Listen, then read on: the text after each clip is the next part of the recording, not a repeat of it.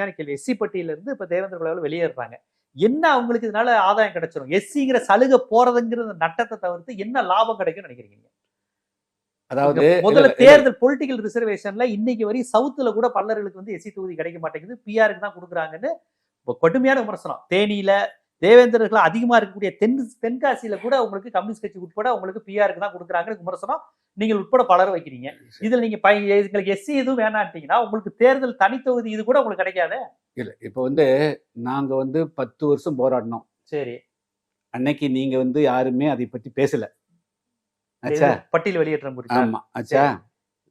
இப்போ வந்து எங்களுடைய உரிமை பறிபோகுது. எங்களுடைய உரிமை பறிபோகுது. பட்டியலுக்கு இருந்து நாங்க பேசின போது நீங்க வெளியேற்றல. எப்படி பேசல போது வெளியேற்றல. அந்த அஜெண்டா இருக்குது. இப்பொழுது பட்டியலுக்குள்ள வச்சிருக்கிற, எப்படி பட்டியலுக்குள்ள வச்சிருக்கிற, அதுக்கு என்ன நீதிங்கிறதா பதில் சொல்லணும்.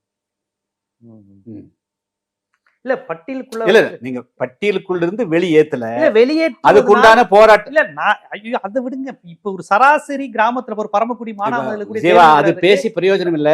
எஸ்சி இத்தனை ஆண்டு காலம் கஷ்டப்பட்டு வாங்கின இடஒதுக்கீடு உரிமையே போகுதே. இப்ப அதுதான் சொல்ல உரிமை போகுதேங்கிறதான் கேள்வி. அதுக்கு பதில் சொல்லுங்க. அதுதான் கேட்கிறேன். பட்டியலுக்குள்ள உரிமை போகுதுங்கிறதான் கேள்வி கேட்கிறேன். 3% வரதுக்கு முன்னாடியே நீங்க அந்த கோரிக்கை வச்சிட்டீங்க.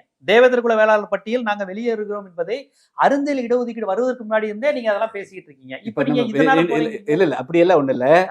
நீங்க சொல்ற நல்லா கேட்டுக்குங்க. நாங்க எப்போ பட்டியல் வெளியேறதுக்கு போராடினோம்? நீங்க ஒரு 10 ஆண்டுகளுக்கு முன்பு இருந்தே இதை பேசிட்டு இருக்கீங்க. என்னென்ன கோரிக்கை வச்சதுல? அந்த 7 தேவேந்திரர், காலாடி, வாதாரி, 7 பேர் உள்ளடக்கி தேவேந்திர வேளாண் அது ஒண்ணு நிறைவேற்றி இருக்கிறோம். அது ஒரு பெரிய சக்சஸ். பட்டியல் வெளியேற்றத்தை உரிய நேரத்தில் கேட்போம். அதுக்குண்டான காலகட்டம் வரும். இப்பொழுது பட்டியல் வெளியேற்றாமல் எங்களுக்கு உண்டான உரிய பங்கை பட்டியலுக்கு கொடுக்க புரிஞ்சுக்கிறேன். அதுக்கு மட்டும் வாங்க. அதுக்கு மட்டும் வாங்க. அது இடஒதுக்கீடு, அதை புரிஞ்சுக்கிறேன். அதை மட்டும் பேசுங்க. இப்போ இல்ல இப்ப ஒரு அமித்ஷாலாம் வந்து அந்த வாக்குறுதி இல்ல அதெல்லாம் இப்ப பேச வேண்டாம்னு சொல்லு. இப்போ இதுக்குள்ளே மட்டும் வாங்கணும். நாங்க 10 வருஷம் பட்டியலிருந்து வெளியேற வேணும்னு போராடினோம். பெயர் மாற்றம்னு போராடினோம். பெயர் மாற்ற கொடுத்தது பட்டியல் வெளியேற்றம் செய்யல. அது ஏதாவது ஒரு காலகட்டத்தில் நடக்கும். இப்பொழுது பட்டியலுக்குள்ள வச்சிருக்கிறீங்க. பட்டியலுக்குள்ள கிடைக்க வேண்டிய பங்கு கிடைக்கணும்ல ஆச்சா. எனக்கும் கிடைக்கல, என்னுடைய சகோதரருக்கும் கிடைக்கல. இதுக்கு பதில் சொல்லுங்க.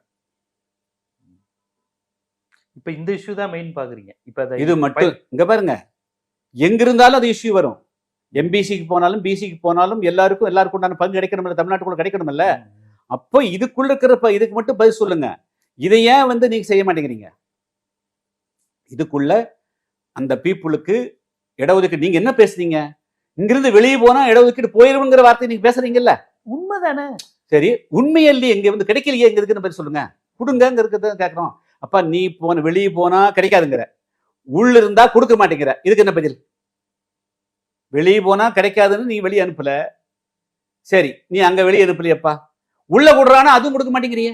இப்ப நீங்க வெளியே போனாலும் ஏதோ எம்பிசில ஈஸியா கிடைக்கிற மாதிரி சொல்றீங்க. எம்பிசில பிரச்சனை வரும்ல. அவங்க ஏற்கனவே 1 year 10% பிரச்சனை, டிஎன்டி பிரச்சனை ஓடிக்கிட்டு இருக்கு. இல்ல அது நீங்க டைவர்ட் பண்ண வேண்டாம்.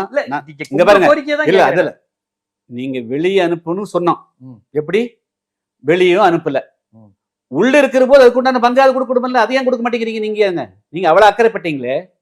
நீங்க வெளியே போனா இடஒதுக்கீடு போட்டு, உள்ள இருக்கிற போது இடஒதுக்கீடு ஏன் போகுது? பட்டியலுக்குள்ள இருக்கிற போது இடஒதுக்கீடு போகக்கூடாதுல்ல. வெளியே போனாதான் இடஒதுக்கீடு போயிடும். இப்ப உள்ள இருக்கிற இடஒதுக்கீடு கொடுக்க மாட்டேங்கிறீங்க. இப்ப நீங்க சொல்றது பார்த்தா அந்த 3%னால பல்லர்கள் பறையர்களுக்கு டோட்டலா எதுவும் அநியாயம் விளைக்கப்படுது. எப்படி நியாயம் அது? உங்களுடைய புள்ளி விவரங்கள் இதெல்லாம் இப்ப நீங்க கவர்னர் கொடுத்திருக்கீங்க.